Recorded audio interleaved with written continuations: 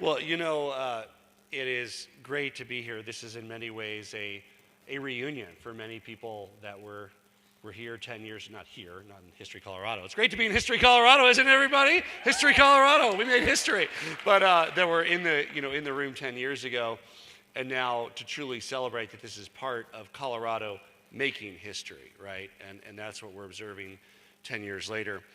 This really wouldn't have happened without a number of folks in the room, but two in particular that I think we all should thank. And those two are Brian Vicente, one of the first brave attorneys to represent patients and operators, and Mason Tvert, the godfather of the regulated cannabis movement. Let's all give them a round of applause.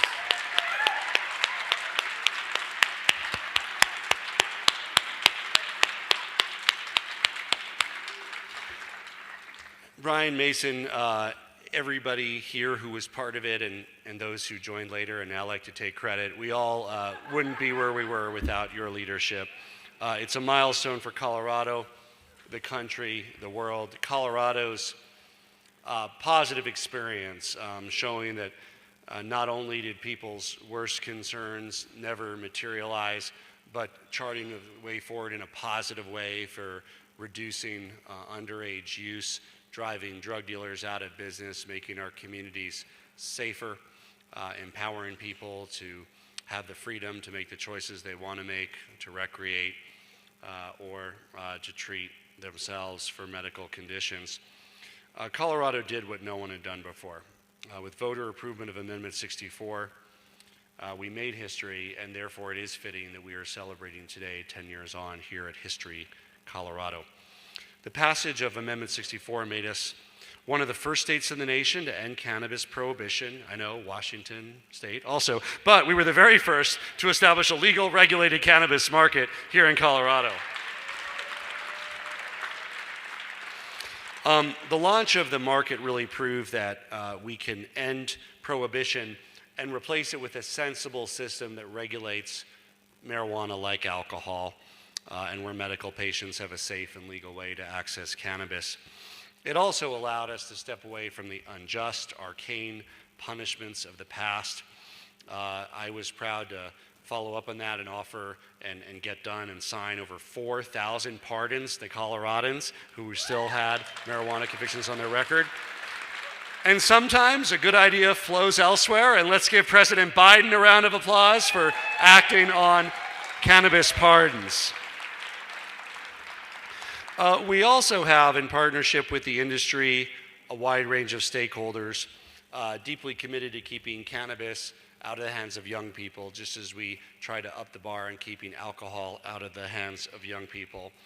The fears about the impact of legalization on young people never came to pass, and that really took a deliberate and concerted effort. Public safety, education, industry leaders, everybody working together in this room to help make sure that adults are able to make the choices they want and that we enforce our laws with regards to underage usage. To date in Colorado, more than 13.2 billion in regulated cannabis sales has occurred in the last decade, creating tens of thousands of jobs, generating more than 2.2 billion in state tax revenue, funding for local governments. Former Pueblo Commissioner Sal Pace is here. They use funds for college scholarships for kids from Pueblo. Aurora used funds for a brand new rec center, which if you ever go there, it'll make you jealous because it's way better than my local rec center in Boulder. It has all these artificial waves and quiet ponds and all this cool stuff. And the industry, of course, also serves as an opportunity for small businesses to thrive, and that's made us a nation for the model for the nation and for the world. We also, of course, are proud in Colorado to move forward with facilitating everything we can do at the state level to allow legal businesses to raise capital, to offer delivery. We legalized hospitality for out-of-towners and tourists and local renters for a space to legally consume. And of course, we continue to press forward with access to banking and financial services for the industry. One of the honors of working on this issue in Congress where I was one of the early sponsors of safe banking before it, now it's passed the House several times. We were actually also proud. I flew a hemp flag over the United States Capitol on July 4th, which was very exciting about 8 years ago. But one of the honors of working on this issue is to know that we were with the winds of history, and that it wasn't so much a question of if as a question of when. And while sadly the when has not yet occurred, it will. We all know that. We're optimistic. We want to work to make sure it occurs sooner rather than later. With regard to safe banking, with regard to tax reforms that allow deductions for business expenses, with regard to safe interstate transportation between states that allow for a legal and regulated market, supporting state-chartered financial service providers that want to serve the cannabis industry. I just sent a new letter yesterday with other statewide officials to congressional leadership to advocate for the passage of the Safe Banking Act.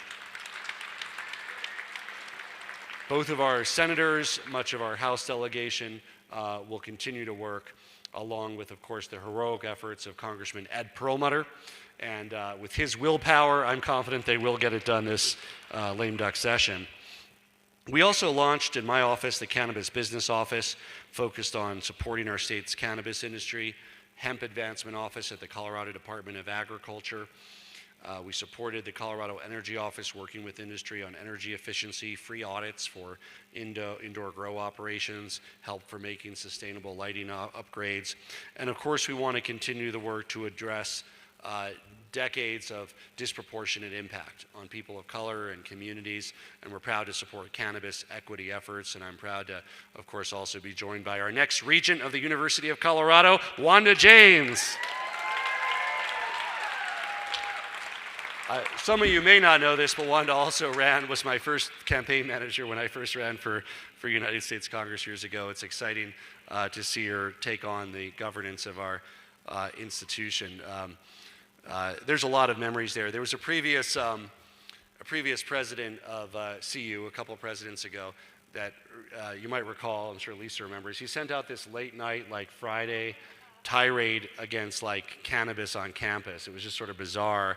And I just sort of fired back immediately at 10 p.m. on Friday on social media and the press. And that certainly won't happen under Wanda's tenure, I'm confident. So, really things have changed a lot with regard to a university at that time that would even shut down legal free speech in the form of 420 celebrations that were political movements to and part of the free speech that campuses are known for across our country. I think 420, rather than a protest, has now become a bit of a celebration. So that's been a shift, just as tonight we observe history and making history here at History Colorado, 10 years on, the success of Colorado's bold leadership, the foresight of Colorado voters, the people of Colorado, ahead of elites, ahead of politicians, moving forward with common sense, data-driven policy that help make our state a leader for the country. And I know that with your help, Colorado will continue to be a national and, yes, a world leader on developing a way to regulate marijuana like alcohol. It's not only our own country that has learned from this example. It's countries across the world that are learning from what states and countries are doing to provide a safer route, a way to empower people with freedom, and a way to provide a level of regulations appropriate to the product regulating marijuana like alcohol. Thank you for being here today. Congratulations to everybody who made this work possible. You all deserve, we deserve as Coloradans to hold our chins a little higher, knowing that we led the way out of the dark ages of prohibition towards a brighter future for the United States of America. Thank you.